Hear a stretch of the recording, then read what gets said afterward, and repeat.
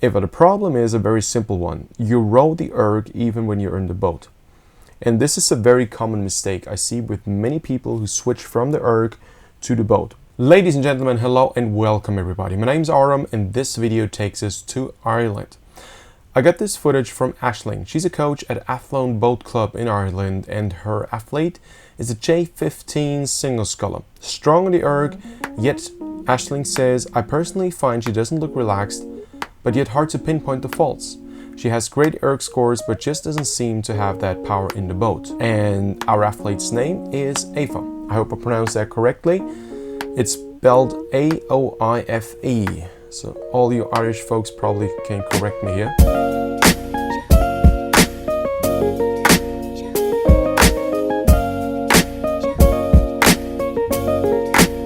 Before we continue with the video, I would like to thank Malcolm for supporting me and my work on Patreon. If you would like to support my work on Patreon as well, I'd be very happy to have you with the team. The link to the website is right below this video. Alright, now let's look into her rowing. Aoife, it is very smooth what you do here, alright? What do you guys think? Guys, girls, women, men? Any comments, any ideas? Something Ashling and Aoife could profit from? Please put them in the comment section below. There's usually very good stuff that I get from my community. Now, it's about time to add my 50 cents to that story. Aoife, the problem is a very simple one. You row the erg even when you're in the boat. And this is a very common mistake I see with many people who switch from the erg to the boat. If you're strong in the erg, and you do look strong to me, of course you want to keep your virtues. You want to follow the path that has led you to previous success. In terms of whatever works in the erg probably also works in the boat. And if I feel a bit unstable, if I feel like things are not going too well, it's a gorgeous water body, envy you, then you will likely continue to do the same things. However, the erg and the boat couldn't differ any more than they do. The first problem we have is that you try to have a linear drive in a boat that is actually demanding a perpendicular motion. So the most important thing athletes forget when switching from a linear erg to the boat is that they have to have loose shoulders now, because the shoulders are not as overloaded as on the linear erg, and that they have to allow the hands to go together, because actually in a boat you never have a straight pull. In a true boat situation there is never a straight pull, which means at this point of the stroke, now at the catch, your hands should lead inward. And the problem is if they don't, if they're too stiff, it is very likely that you will pivot too early or simply reduce the overall power. And if we follow the stroke, their hands are still going inward. Now is the only time we have a bit of a straight pull. It's the change from inward to outward again. So fact number one, there is no linear pull in the boat. And therefore the body behaves and reacts and moves in a drastically different way than you would do on a linear drive erg. On a linear erg, a linear overload is basically part of the deal for me.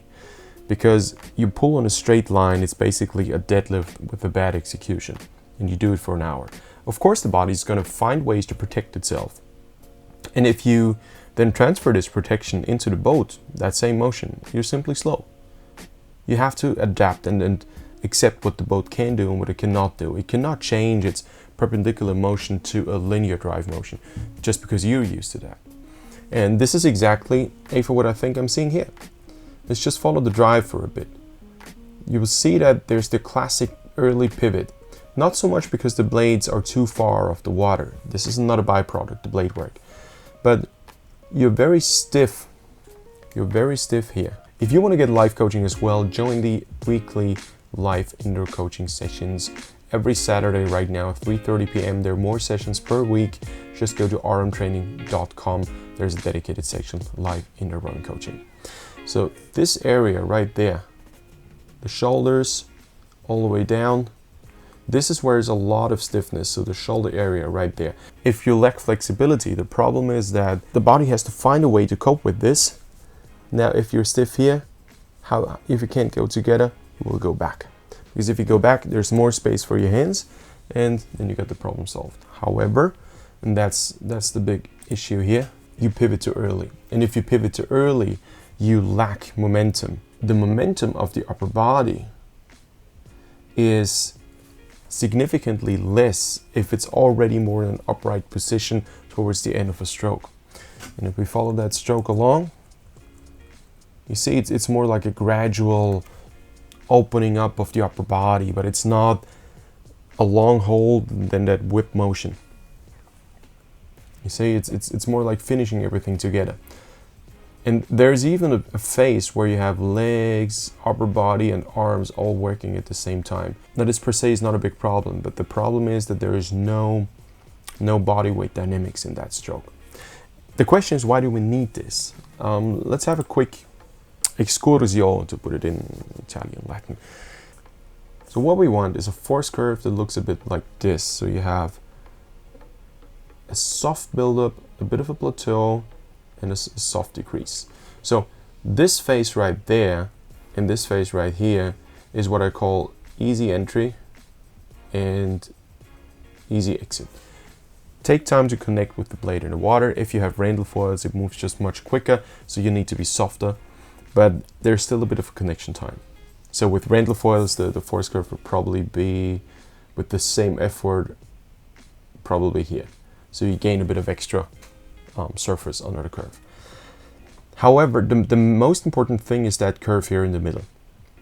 And within that curve, and in order to keep that curve up, the legs won't do. The legs are effective all the way up to probably here.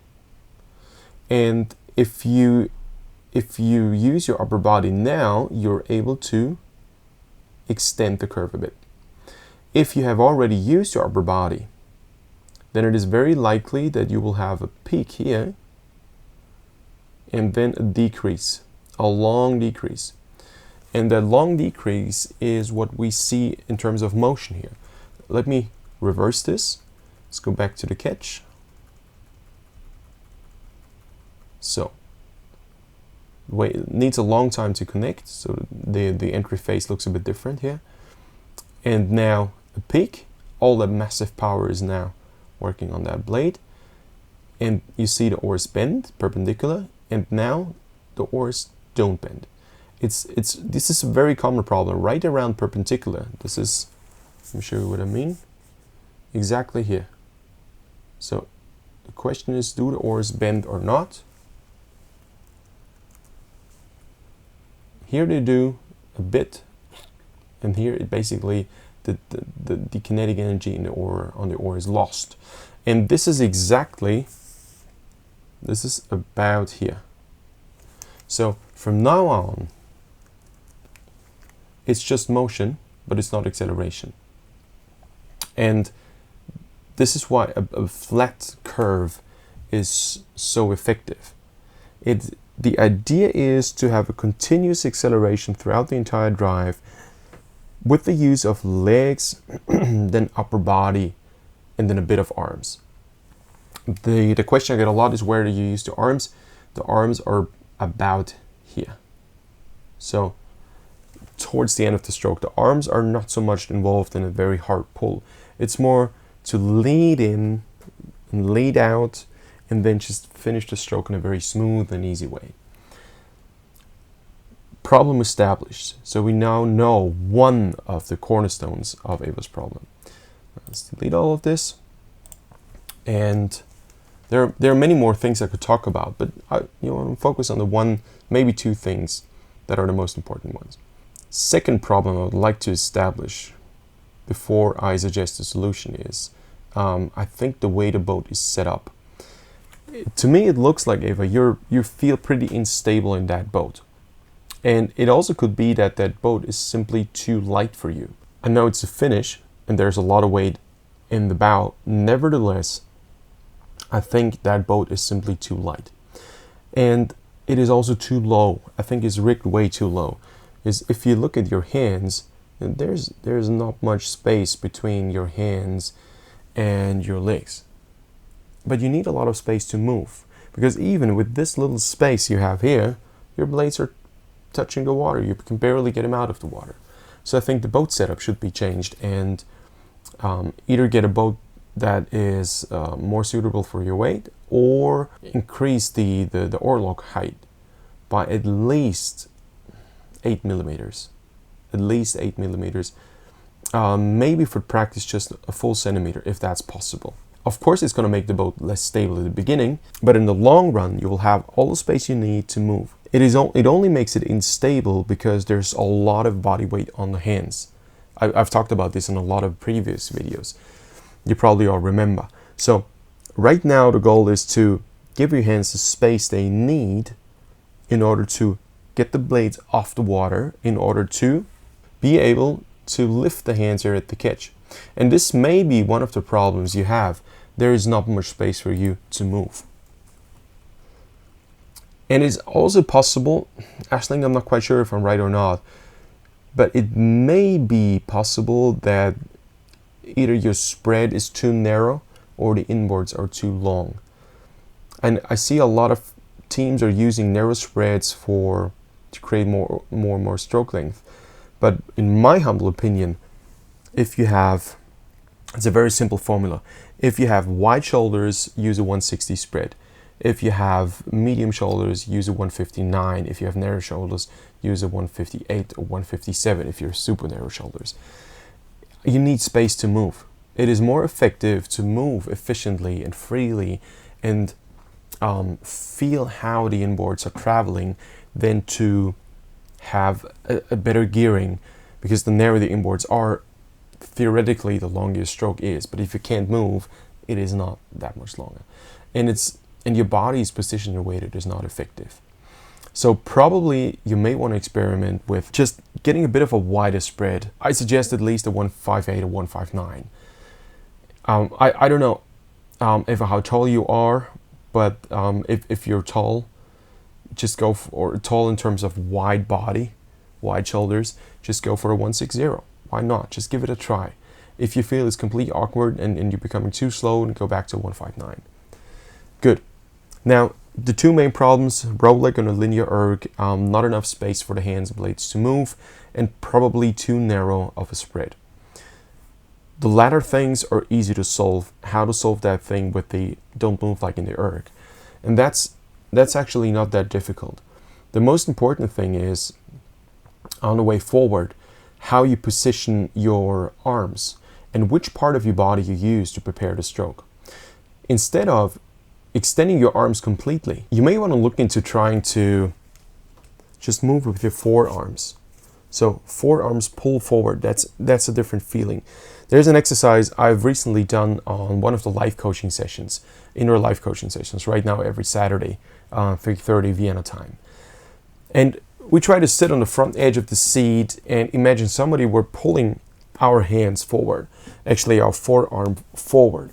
So somebody pulls you like this. If you do this, and if you basically pull yourself with your forearm, with your bent arm here, then you're more likely to trigger the armpit, the lower armpit lat triceps. And it's a different way to prepare going forward from the low end than going forward from the top end with straight arms. Top end straight arms will always compromise your body position and make it very exhausting to keep it. Coming from the low end allows you to have a wide chest, sit stable, and have a low center of gravity. So solution number one, change the way you approach the catch. Pull with your forearms. Second thing, I think you should have enough flexibility.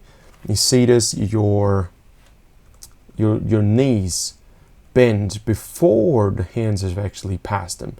So you should at least pass the knees before you bend them with your hands. So make sure you clear your hands, get them out of the way so there's enough space to move and you can actually rock over a bit more. Come from the low end, rock over with your hips, roll with your hips, and then bend your knees and go forward, quote unquote. If you do this, you come to a position here where you don't have to add extra forward lean.